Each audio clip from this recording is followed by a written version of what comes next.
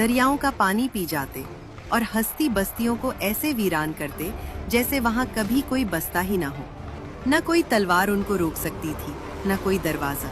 इस कौम का खौफ इतना ज्यादा था कि उन्होंने जुल्करनैन के सामने अपनी सारी दौलत रख दी।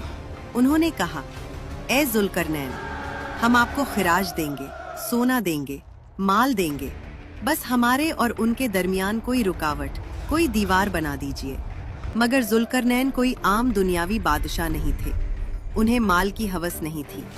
उन्होंने इस सोने और चांदी की तरफ देखा और एक तारीखी जुमला कहा, जो ताकत और इख्तियार मेरे रब ने मुझे दिया है वो तुम्हारे माल से बेहतर है। उन्होंने उनसे पैसा नहीं मांगा, उन्होंने उनसे मेन पावर यानी बाजुओं की ताकत मांगी। उन्होंने कहा, तुम बस अपनी जिस्मानी कुव्वत से मेरी मदद करो, मैं तुम्हारे और उनके दरमियान एक ऐसी मजबूत दीवार बना दूंगा जिसे वो कभी उबूर न कर सकेंगे। फिर शुरू हुआ इंसानी तारीख का सबसे बड़ा और अनोखा इंजीनियरिंग प्रोजेक्ट।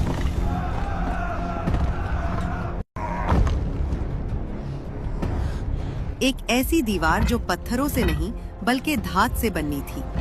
जुल्करनैन ने हुक्म दिया, लोहे के बड़े बड़े टुकड़े लाओ। लोगों ने कानों से लोहा निकाला, उसे बड़े बड़े ब्लॉक्स की शक्ल दी और लाना शुरू किया। उन लोहे के टुकड़ों को उन दो पहाड़ों के दरमियान चुना गया, एक के ऊपर एक, यहाँ तक कि वो दीवार दोनों पहाड़ों की चोटियों के बराबर ऊंची हो गई। लेकिन ये सिर्फ लोहे का ढेर था। इसमें मजबूती लाने के लिए उसे जोड़ना जरूरी था।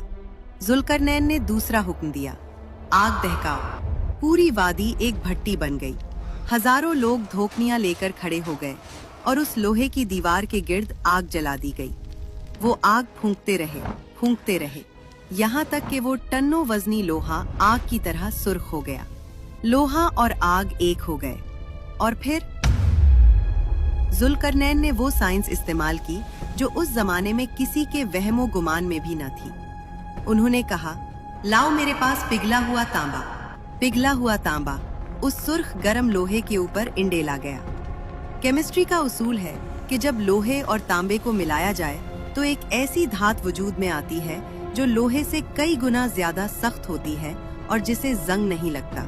तांबे ने लोहे के मसामों को भर दिया और उसे एक ठोस वजूद बना दिया। जब धुआं छटा तो मंजर हैरान कुन था। दो पहाड़ों के दरमियान अब एक सद्दे आहनी खड़ी थी। ये दीवार इतनी चिकनी और फिसलुआ थी कि याजूज माजूज इस पर चढ़ नहीं सकते थे, और ये इतनी सख्त और मोटी थी